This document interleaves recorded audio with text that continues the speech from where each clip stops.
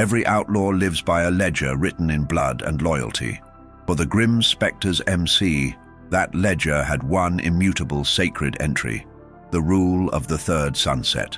This rule was a vestige of the club's founding fathers, born in a time of desperation, stating that any patch holder who brought internal turmoil or external persecution to the Brotherhood would be granted 3 days, 3 sunsets, to resolve the crisis and make peace with the road or face permanent, irreversible exile. But the rule was never meant to be used for the most popular man in the chapter, the one they called Drifter. Drifter was the soul of the Grim Specters, a fierce warrior with a surprising heart, the man who handled the club's humanitarian side, the silent protector of the desolate towns and forgotten families along their main highway route. His crisis wasn't about a rival club or a business deal gone sour. It was about a vow he made 10 years ago to a small community called Redemption Valley. Redemption Valley was a place populated by families who had fled violence elsewhere, seeking a quiet life farming the dusty soil. Drifter had personally guaranteed their safety against the encroaching threat of a predatory fracking corporation, Omni-Tech, whose drilling operations were poisoning the valley's water source and forcing the residents out. Omni-Tech was relentless. They didn't use guns. They used lawyers, eminent domain laws, and systemic corruption. They had convinced the local sheriff and county officials to declare the valley's land unsafe, pushing forward a forced eviction order. The deadline was imminent. Drifter, desperate, had used the club's resources and influence to fight them, sinking vast amounts of cash and manpower into legal battles and logistical disruptions. His actions had drawn unprecedented, hostile federal scrutiny onto the Grim Specters MC, culminating in a violent, high-profile raid on a secondary clubhouse that resulted in the arrest of 6 low-level prospects and the seizure of critical club assets.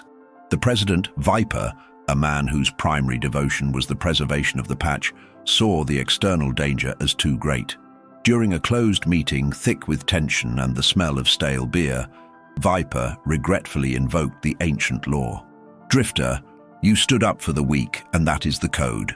But your fight has put a target on every back in this room. 6 prospects are sitting in a cage right now. Omni-Tech is not a rival gang. They are a multi-billion-dollar entity that will crush us all to get to you. The preservation of the club demands this. The rule of the third sunset is in effect. You have 72 hours until the third sunset to make this situation disappear. Either Omni-Tech stands down, or you walk away from the patch forever. The vow ends one way or the other. Drifter, though heartbroken, understood. The club's survival was paramount. But the thought of abandoning Redemption Valley was unthinkable. His vow was more than an oath. It was his honor. He had 72 hours to achieve the impossible, forcing a corporate behemoth to halt operations, ensuring the safety of the valley residents, and getting the arrested prospects released, all without further compromising the Grim Specters. It was a race against time, not just to save the valley, but to save his very identity. Drifter's plan was audacious. He knew that physical violence against Omni-Tech would only validate the federal scrutiny and doom the club. The Code of Road Justice demanded a surgical strike, a solution that punished the corrupt, saved the innocent, and secured the evidence of the wrongdoing for the public to judge. He needed to find the one weak link in Omni-Tech's chain of command, the single piece of corruption that was keeping the entire operation afloat. He focused on the head of the local project, a man named Sterling, known for his obsession with cutting corners and maximizing profits, regardless of the human cost. Drifter's vice president, Needle, a man known for his technical expertise and icy calm, rallied the remaining loyal members. Their first priority was securing the safety of the Redemption Valley residents. Under the cover of darkness, Needle's crew moved the 30 families from the valley to a series of safe houses miles away, ensuring they were out of harm's way before the confrontation began. This movement had to be executed flawlessly and silently, preventing Omni-Tech from seizing the land prematurely. As the second sunset dipped below the horizon, marking the start of the final 24 hours, Drifter secured the crucial information he needed. He didn't break in, he didn't beat anyone. He used the club's vast network of contacts, the overlooked truckers, the disgruntled former employees, the desperate local politicians, to obtain security footage and financial logs showing Sterling explicitly ordering the dumping of toxic waste far exceeding safety limits directly into the aquifer that fed Redemption Valley. This was not just environmental damage, it was criminal endangerment. The final confrontation was set for the dawn, hours before the third and final sunset. The fate of the valley, the arrested prospects and drifters patch hung on the success of this last, impossible ride. He knew he had to deliver not just justice, but irrefutable proof, or the vow and his tenure would end forever.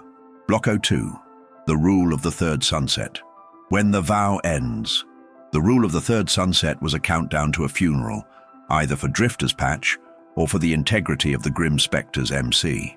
As the sun began its slow ascent, painting the desert sky in shades of bruised purple and orange, Drifter and Needle mobilized the remaining strike team.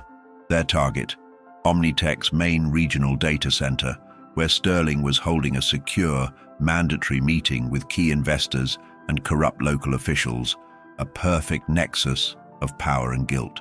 The meeting was set to finalize the forced eviction of Redemption Valley and rubber stamp the toxic drilling permits. The plan was a pure application of road justice, expose the rot, protect the innocent, and ensure the punishment is served by the system itself, backed by the pressure of undeniable public scorn. The Grim Specters didn't need guns, they needed visibility. Drifter had the evidence, the security footage, and the financial logs proving criminal endangerment and illegal toxic dumping. Now, he needed a stage. The MC rolled into the city at full throttle, an intimidating, disciplined formation that cut through morning traffic like a knife. They didn't go unnoticed. Drifter had leaked their general direction to a non-corrupt but skeptical investigative journalist he had cultivated over years, ensuring a media presence would be shadowing their every move from a distance. The MC didn't stop at the gates of the Omni-Tech facility. They used their specialized heavy-duty bikes to simply punch through the chain-link fence, ignoring the frantic calls of the few on-site guards. The ensuing confrontation inside the facility was swift and focused. Drifter and Needle stormed the conference room where Sterling was presiding over his corrupt assembly. The atmosphere inside was one of privileged arrogance, instantly shattered by the sudden, terrifying presence of the two bikers. Sterling, smug and powerful, attempted to use his authority. "You're trespassing. You're jeopardizing your entire criminal enterprise. The feds are already on your necks." Drifter didn't raise his voice. He simply walked over to the main projection screen, which was displaying a corporate spreadsheet, and plugged in a hardened USB drive. In an instant, the screen went dark, then flared to life, showing the damning video footage.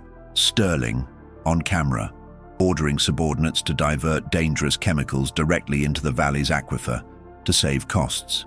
The faces of the assembled investors and officials went from outrage to sickening panic.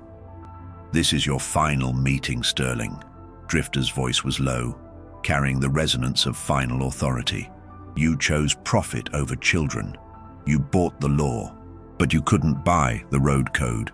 Needle, meanwhile, was transmitting the full data package, the video, the financial logs, and the names of the complicit officials, to the waiting journalist's remote receiver. The proof was secured and distributed beyond Omni-Tech's ability to contain it. The police sirens were closing in fast, drawn by the biker invasion. Warlock and Needle had achieved their objective, but the time for escape was minimal. As the conference room doors splintered under the weight of arriving corporate security, Drifter looked at Needle, a shared understanding passing between them. Their mission was done. The evidence was out. The families were safe. The arrested prospects, whose fate was tied to the public scandal, were about to become leverage. "Go, Needle. Get the patch safe.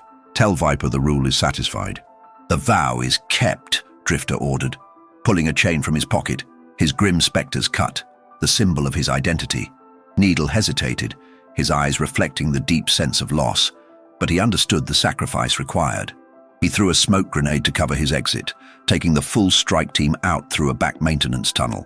Drifter stood alone as the police burst into the room. He didn't resist. He simply placed his cut on the conference table, right beside the USB drive that now held Sterling's entire future in its memory.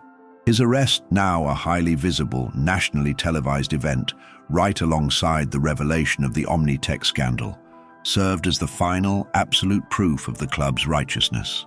By sacrificing his own freedom, Drifter ensured the safety of the Redemption Valley families, the exoneration and eventual release of his prospects, and the absolute destruction of Omni-Tech's corrupt leadership. As the third sunset began to paint the sky, casting long shadows across the city, Drifter was being transported away, but the rule of the third sunset was fulfilled. He had honored his vow, forcing a powerful corporation to yield to the code of road justice. Drifter was gone from the club, now officially an exile by the rule, but his actions had preserved the integrity of the Grim Specters. He traded his patch for the honor of the Brotherhood and the safety of the innocent, securing his legacy as the truest specter of them all. The vow had ended, but justice had just begun.